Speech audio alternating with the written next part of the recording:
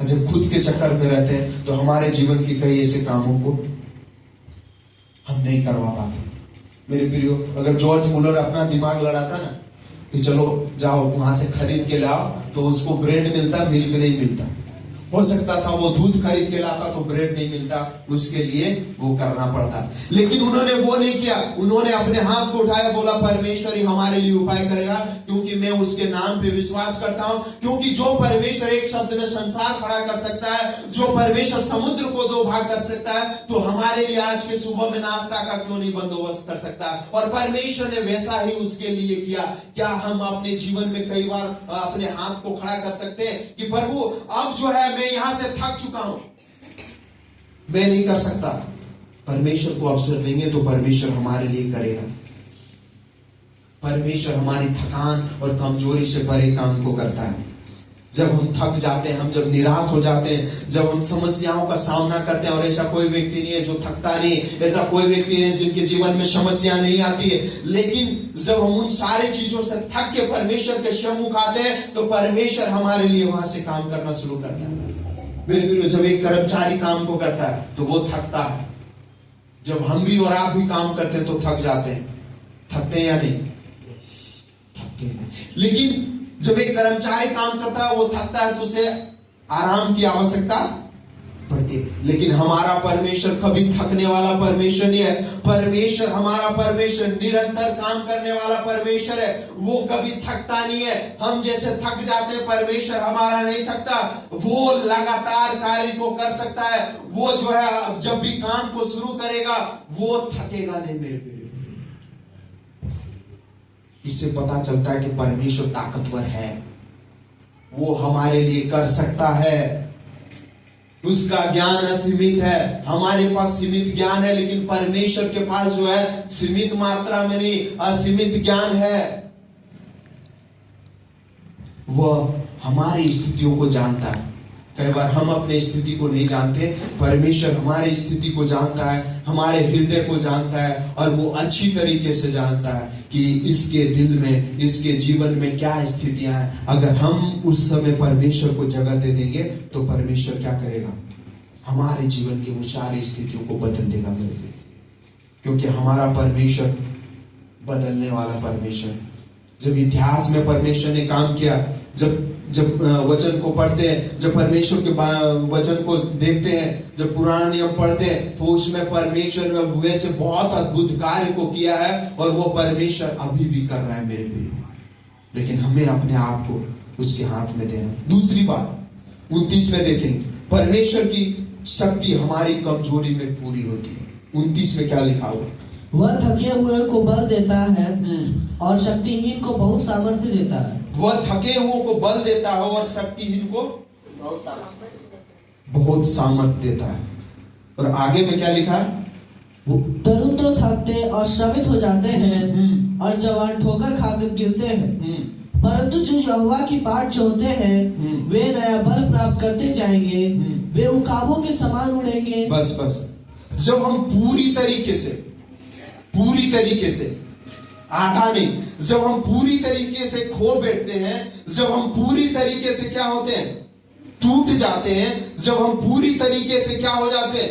एकदम खत्म हो जाते हैं, तो उस समय यहाँ पे जब हम 29 में पढ़ते हैं तो क्या कहता? वह थके हुओं को बल और शक्तिहीन को सामर्थ्य देता है। तो हम क्या करते हैं? अपने जीवन को परमेश्वर के हाथ में सरेंडर करते हैं। हम कई बार इंसान होने के नाते क्या, इंसान की सबसे बड़ी कमजोरी क्या मालूम?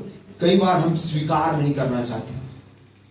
हम अपने कमजोरियों को स्वीकारना नहीं चाहते कि अगर हम स्वीकार लेंगे तो लोग हमको कमजोर समझेगा, लोग हमें समझेगा कि ये आदमी में कुछ नहीं। लेकिन जब हम अपने कमजोरियों को स्वीकारते हैं, जब हम अपने कमजोरी को स्वीकार लेते हैं, तो वहां से वो कार्य शुरू हो जाता है जो हमारे लिए, हमको जो एक सामर्थ, हमारे लिए शक्ति का कार्य, हमारे लिए बल का कार्य परमेश्वर करना शुरू करता है। मेरे प्रियो, कई बार हमें जो है अपने आप को स्वीकार लेना, प्रभु अब हमसे नहीं होगा, अब हमसे नहीं होगा, आप ही मेरे लिए करिए। और जब हम इस चीज को स्वीकार लेंगे, जब हम अपने कमजोरियों को स्वीकार लेंगे, तो परमेश्वर वहां से उस कार्य को करना शुरू कर देगा। हम इतने भी ताकतवर नहीं है, इतने भी सामर्थ्य नहीं है कि हम जिस चीज को करना शुरू कर दिए उसको करके ही पूरा कर ले। कई बार हमारे जीवन में अड़चने आएगी, कई बार हमारे जीवन में परेशानियां आएगी, लेकिन वहां जब थक जाते हैं, जब उस चीज से टूट जाते हैं, तो हमें क्या करना है? परमेश्वर के हाथों में सरेंडर करना है। कमजोरी जब कोई व्यक्ति कमजोर होता है ना, उसी समय उसको क्या चीज का महसूस होता है? अगर कोई व्यक्ति कई दिनों से खाया नहीं हो और उसके बाद वो अगर खा ले तो उसे क्या पता चलेगा? ताकत उसको अनुभव होगा कि मैं जो कई दिनों से थोड़ा कमजोर था शरीर में, लेकिन जब खाने के बाद उसके शरीर में क्या आ जाएगा? एक ताकत आ जाएगा। उसी प्रकार जब हम अपने आप को शून्य कर देंगे, अपने आप को जो है परमेश्वर के सामने कमजोर बना देंगे, तो परमेश्वर हमारे जीवन में बल देगा और परमेश्वर काम करेगा। एक वचन पढ़ेंगे न्याय की पुस्तक उसका 6:15, क्या कहता है गिदोन के बारे में? उस बाज वृक्ष के तले बैठ गया। एबीएजरी योआस का था और उसका पुत्र गिदोन एक दाखरस के कुंड में गेहूं इसलिए झाड़ रहा था कि उसे मिदानियों से छिपा सके। मिदानियों से छिपा सके। आगे उसको यहोवा के दूत ने दर्शन देकर कहा, हाँ, हे सूरवीर सूरमा, हाँ, यहोवा तेरे संग है। यहोवा तेरे संग है। गिदोन ने उससे कहा, हाँ, हे मेरे प्रभु, विनती सुन, यदि यहोवा हमारे संग होता, हाँ, तो हम पर यह सब विपत्ति क्यों पड़ती? और जितने आश्चर्य कर्मों का वर्णन हमारे पुरखा यह कहकर करते हैं, क्या यहोवा हमको मिस्र से छुड़ा लाया? वे कहाँ रहे? कहाँ रहे? आगे अब तो यहोवा ने हमको त्याग दिया और मिदानियों के हाथ कर दिया है। तब यहोवा ने उस पर दृष्टि करके कहा, अपनी उसी शक्ति पर जा और तू इस इजरायलियों को मिदानियों के हाथ से छुड़ाएगा। क्या मैंने तुझे नहीं भेजा? उसने कहा, हे प्रभु, विनती सुन, हाँ, मैं इजरायलियों को कैसे छुड़ाऊं? कैसे छुड़ाऊं? देख, मेरा कुल मनुष्य मैं सबसे कंगाल है। फिर मैंने अपने पिता के घराने में सबसे छोटा हूँ। यहोवा ने उससे कहा, निश्चय मैं तेरे संग रहूंगा। निश्चय मैं तेरे संग रहूंगा। इसलिए तू मिदानियों को ऐसा मार लेगा, ऐसा मार लेगा जैसा एक मनुष्य को। बस करिए। यहाँ पे जब हम इस कहानी को पढ़ेंगे तो समझ सकते हैं, परमेश्वर कहता है कि मैं निश्चय तेरे संग रहूंगा और मैं संग तेरे रहूंगा, तो निश्चय तू क्या कर लेगा? उसको मार लेगा। यहाँ पे गिदोन जो है परमेश्वर को कहता है कि परमेश्वर तेरे बारे में जो हम सुने पुरखों से, क्या तूने हमें छोड़ दिया? परमेश्वर कहता है कि नहीं, मैंने तुझे नहीं छोड़ा, मैं तेरे साथ में हूं। मेरे प्रियो, परमेश्वर ने जो कार्य किया है आज भी परमेश्वर करता है और आज भी परमेश्वर हमारे साथ होके हमें जो है वो सामर्थ को देता है, वो बल को देता है। तीसरी बात पद 30 और 31 में पढ़ेंगे, परमेश्वर की शक्ति हमें सहन करने के लिए प्रदान करती है, की जाती है। 29 और 31 का आधा पढ़ेंगे, 30 और 31। तरुण तो थकते हैं और श्रमित हो जाते हैं और जवान ठोकर खाकर गिरते हैं, परंतु जो यहोवा की बात जो होते हैं वे नया बल प्राप्त करते जाएंगे। वे बस। यहाँ पे जब देखते हैं, तरुण तो थकते हैं, जवान तो थकते हैं और श्रमित हो जाते हैं और जवान ठोकर खाकर गिरते हैं, परंतु जो यहोवा की बाट जो होते हैं वे नया बल प्राप्त करते जाएंगे। यहाँ पे हम देख सकते हैं एक मानव जाति, मानव को एक सीमाएं हैं, एक लिमिटेशन है। जैसे उसका 30 का 31 में जब देखते हैं तो क्या है 40 का, कि मनुष्य के पास एक लिमिटेशन है।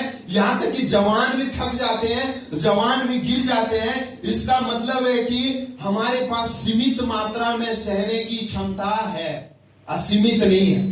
परमेश्वर असीमित है और हम जो है सीमित हैं और एक दिन ये समाप्त हो जाता है। लेकिन हमारी मेहनत, हमारी शक्ति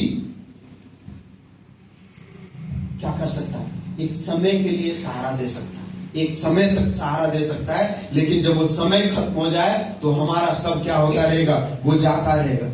लेकिन यहां पे जब हम आगे पढ़ते हैं तो क्या कहता है, परंतु जो यहोवा की बाट जो होते हैं, यानी कि जो परमेश्वर का इंतजार करते हैं, परमेश्वर का इंतजार करने का ये मतलब नहीं केवल समय को क्या करना, गुजारना, वो चीज नहीं। परमेश्वर का इंतजार करने का मतलब है कि जिस चीज के लिए हम परमेश्वर के पास है, जिस चीज को हम परमेश्वर से चाहते हैं, और इंतजार करने का मतलब है कि हम परमेश्वर के वचन के अनुसार अपने जीवन को जिए, हम परमेश्वर के वचन के अनुसार अपने जीवन को यापन करें, ताकि परमेश्वर सही समय पे सही कार्य को हमारे जीवन में वो क्या करे, वो हमारे लिए करे। हमें उस चीज के लिए इंतजार करने की आवश्यकता। एक और वचन पढ़ेंगे, यिर्मयाह उसका 7 और 8 में क्या कहता है। यिर्मयाह है वो पुरुष जो यहोवा पर भरोसा रखता है, जो यहोवा पे भरोसा रखता है, जिसने परमेश्वर को जिसने परमेश्वर को अपना आधार माना हो, अपना आधार माना हो, वह उस वृक्ष के समान होगा, वह उस वृक्ष के समान होगा जो नदी के तीर पर लगा जो नदी के तीर पर लगा हो। क्या कहता है, धन्य है वो पुरुष जो यहोवा पर भरोसा रखता है। किस पे भरोसा रखते हैं? यहोवा पर। क्या आप परमेश्वर पे भरोसा रखते हैं? क्या आप यहोवा पे भरोसा रखते हैं या नहीं? बोलिए ना, यस। परमेश्वर पे भरोसा हम रखते हैं। आगे क्या कहता है, जिसने परमेश्वर को अपना आधार माना है, जिसने परमेश्वर को अपना आधार माना है, यानी कि परमेश्वर को अपना आधार मानने का तात्पर्य यह है कि हम किसी और तरफ नहीं देखते, ना ही दाएं देखते, ना ही बाएं देखते, हम केवल परमेश्वर को देखते हैं, हम केवल यहोवा को देखते हैं और उसी को अपना आधार मानते हैं कि वही हमारे लिए उपाय करेगा, वही हमारे लिए क्या करेगा, सब कुछ करेगा।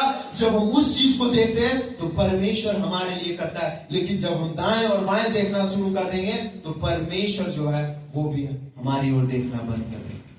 बड़ा अच्छा कहता है, क्या ही धन्य है वह व्यक्ति जो यहोवा भरोसा रखता है। अगर आप और हम यहोवा पे भरोसा रखते हैं, परमेश्वर पे भरोसा रखते हैं, तो हम और आप एक धन्य व्यक्ति हैं। धन्य व्यक्ति का मतलब होता है एक आश्रित व्यक्ति है,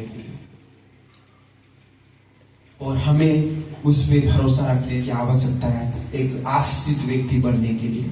और यहाँ पे 31 में कहता है, परंतु जो यहोवा की बाट जो होते हैं वे नया बल को प्राप्त करते हैं, नवीनीकरण।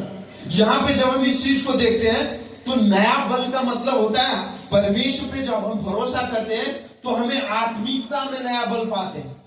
कई बार जब हमारा जो है लिमिट जो है, जो हम जो कई चीजों को नहीं कर पाते हैं, परमेश्वर पर भरोसा करते हैं, और जब परमेश्वर हमारे लिए करता है तो हम एक आत्मिकता में जो बल पाते हैं, शरीर में नहीं बल्कि आत्मिक बल को पाते हैं। और जब आत्मिक बल को पाते हैं तो फिर हम दुनिया से नहीं डरते, परेशानी से नहीं डरते, समस्याओं से नहीं डरते, किसी प्रकार की बातों से नहीं डरते, बल्कि हमें एक कॉन्फिडेंस हमारे जीवन में आता है कि परमेश्वर मेरे लिए किया था और परमेश्वर मेरे लिए करेगा, क्योंकि वही परमेश्वर जिन्होंने समुद्र को दो भाग किया, वही परमेश्वर जो अपने शब्दों के द्वारा संसार को खड़ा किया, हम वही परमेश्वर पर भरोसा रखते हैं। और जब वो ऐसा कर सकता है तो मेरे लिए भी वो वैसा करेगा। आमीन।